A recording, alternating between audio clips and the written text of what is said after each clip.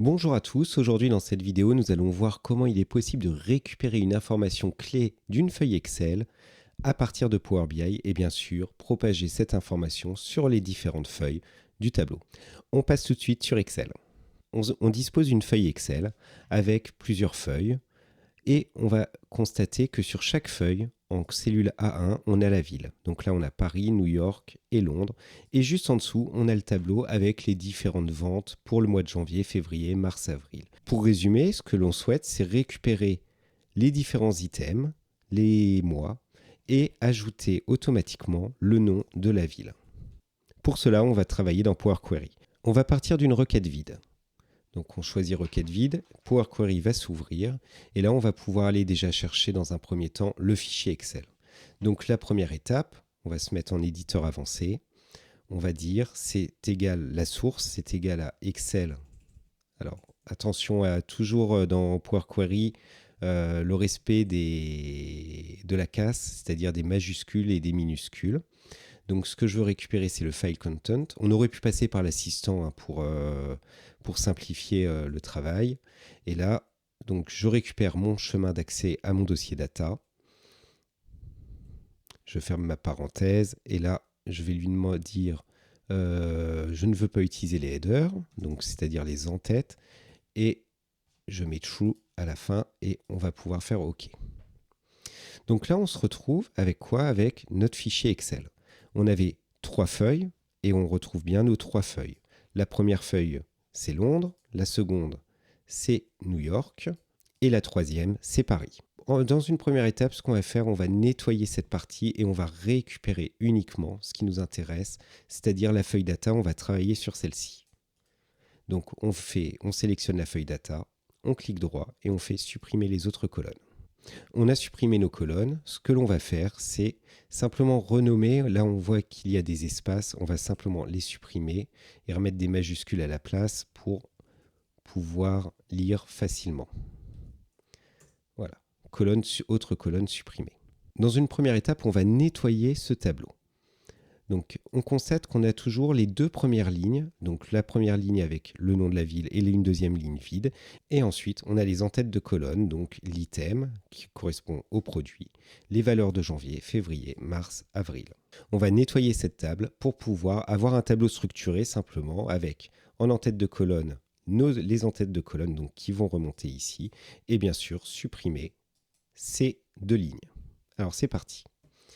Pour cela, on va créer une nouvelle colonne, on va ajouter une colonne personnalisée. Là, on va pouvoir faire quelque chose d'assez sympa, c'est un let dans un let. Donc déjà, on va appeler ça data propre. Donc ça sera notre nouvelle colonne de data. Et là, on va utiliser la fonction let. On va passer en variable notre tableau, notre table data par exemple. On va l'appeler table data et ça correspond bien sûr à la colonne data. On met une virgule. Ensuite, ce qu'on veut, c'est déjà dans un premier temps, retirer les deux premières lignes de chaque table. Donc dans ce cas-là, on va mettre ce résultat dans une variable qu'on va appeler table sans ligne, qui va être égale à table.skip, qui est l'instruction pour passer les différentes lignes. Donc là, ce qu'on veut, c'est passer les deux premières lignes. Donc on va faire table.skip. Il nous demande une table, donc c'est la table data qu'on a référencée juste au-dessus. Et on va lui mettre 2. Parce qu'on veut retirer les deux premières lignes. Ensuite, ce qu'on veut, c'est promouvoir les en-têtes. Donc, pour promouvoir les en-têtes, on va passer en variable un nouveau tableau table avec en-tête, qui est égal à table.promote header. Alors, quand on fait l'intelligence et où on valide, des fois, il rajoute ce qu'on a commencé à taper. C'est un petit peu embêtant sur Power Query et ça, vous devez être habitué. Ma table, c'est laquelle? C'est tout simplement ma table sans ligne. Pourquoi c'est ma table sans ligne? Tout simplement parce que ma table sans ligne, là pour le moment, ce que j'ai, il faut imaginer qu'on a supprimé ces deux lignes et on se retrouve donc avec colonne 1 et item. Donc moi, ce que je veux, c'est promouvoir l'en-tête pour que l'item remonte, ainsi que les mois, les différents mois. Donc là, on va pouvoir mettre in. C'est la fin de mon instruction let. Et donc dans cette instruction, ce que je vais mettre, je vais vouloir remonter ma table avec en tête. Quand je valide, Je me retrouve avec une nouvelle colonne, ici, qui est data propre. Et sur chaque table, je me retrouve bien avec un tableau structuré, avec mes entêtes de colonnes qui sont bien mises, et surtout avec les deux lignes qui ont disparu. Donc si on revient, là c'était notre élément initial, et là on arrive sur notre élément corrigé. On peut renommer notre étape, on va l'appeler données propres.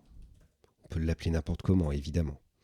Et là, on a bien nos éléments. Maintenant, ce que l'on veut, c'est créer ici une nouvelle colonne qui va reprendre la ville. Donc la ville, elle est où? La ville, on rappelle, elle est dans ma table data sur la première ligne. Donc on va créer une nouvelle colonne qui va permettre de faire cela. Donc on va dans Ajouter une colonne, colonne personnalisée. Et on va faire encore un let dans un let. Finalement, on va avoir 3 lets dans notre code, dans notre script Power Query. Donc on a let, on saute une ligne, et là on va passer en variable nos différents tableaux. On va avoir tout d'abord table data, qui correspond à notre colonne data, et on va passer également en variable nos data propres, qui correspondent, comme vous l'aurez supposé, à la colonne personnalisée. Alors, on va revenir juste un instant dessus. Donc là, ça va générer une erreur. Ce qu'on va faire simplement, c'est renommer notre colonne en data propre que personnalisée. Ça sera un petit peu mieux. Donc, on retourne dans Ajouter une colonne, colonne personnalisée. On va mettre notre instruction let. Et là, on passe donc notre table data. Donc la table originale, sans aucune transformation. On va indiquer notre table propre, notre data propre, pour reprendre le bon terme. Donc là, ça va être égal à notre colonne data propre. La colonne data propre, finalement, fait appel à des tables. Et là, on veut récupérer le nom de la feuille. Le nom de la feuille, on l'a vu tout à l'heure, c'est la première cellule de notre tableau data. Donc pour cela, on a une instruction qui est table.first value.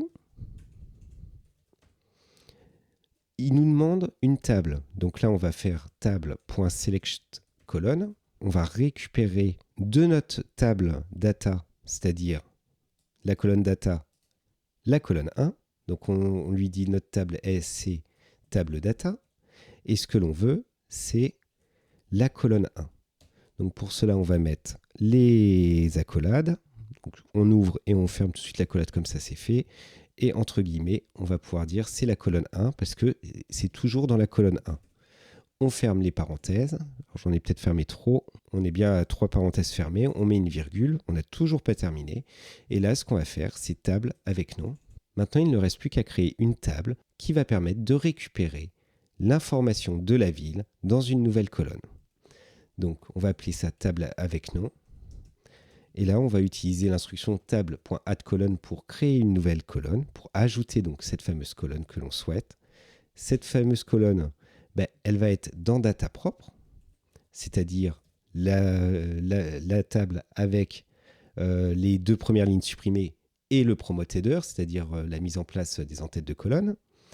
Et ensuite, il nous demande donc le nom de la colonne, on va l'appeler nom-feuille. Et ensuite, on va dire pour chaque nom-feuille. Donc finalement, pour chaque nom-feuille, je récupère mon nom-feuille. Et on a terminé. Je vais pouvoir dire, je veux récupérer table avec nom dans ma colonne. On va l'appeler data avec nom-feuille. Alors, on a une erreur. Alors, table select colonne n'a pas été reconnue. À mon avis, il y a une petite faute de frappe. Table select, voilà. Il manquait le E. Et là, on se retrouve bien avec nos tableaux, nos différents tableaux, avec l'ajout de la ville. Donc là, on a bien la feuille de Londres, la feuille de New York et la feuille de Paris. Maintenant qu'on est ici, on va pouvoir supprimer les autres colonnes parce qu'on va vraiment travailler sur celle-ci. Maintenant, on peut tout simplement récupérer les différents éléments. Alors, c'est pas forcément la meilleure technique. Pourquoi? Parce que vous voyez, c'est écrit en dur, janvier, février, mars, avril, etc. Le problème, c'est si on a une nouvelle donnée, elles ne vont pas apparaître. Pour éviter d'avoir les données en dur, ce qu'on va faire, on va créer une nouvelle étape.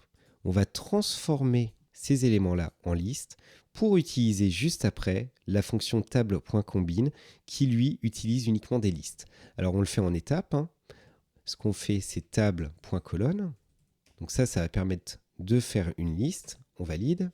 Alors, il y a une petite erreur, j'ai oublié de mettre le nom de la colonne. Alors de mémoire, la colonne s'appelle, j'ai un trou de mémoire forcément. Ce qu'on va faire, on va la copier, hop, on la met entre guillemets. Et là, on se retrouve avec une liste. La liste, c'est nos 3 tableaux. Et enfin, ce qu'on peut faire, c'est créer une nouvelle étape, table.combine. Et là, table.combine, il demande bien une table as list. Donc, on peut fermer la parenthèse puisque personnaliser 1, l'étape personnalisée 1 est bien une liste. Et là, si on valide, on se retrouve bien avec nos différents éléments. On peut aller dans accueil, fermer et charger. Ça fonctionne, on a bien nos 30 lignes. Ce qu'on va faire maintenant, c'est vérifier le bon fonctionnement du process. Par exemple, alors on va supprimer ce qu'on avait fait dans la démonstration. On va rajouter par exemple le mois de mai. Alors là, on ne va pas s'embêter, on va faire on va copier-coller et on va mettre ça sur tous les mois. Mai et mai. Et là, quand on actualise, on va avoir la colonne mai qui va se mettre automatiquement sur chaque feuille. Voilà, c'est tout pour cette vidéo. N'hésitez pas à vous abonner à la chaîne, à liker et à commenter. Je vous dis à très bientôt pour une nouvelle astuce sur Power Query, Power BI et Excel. À très bientôt.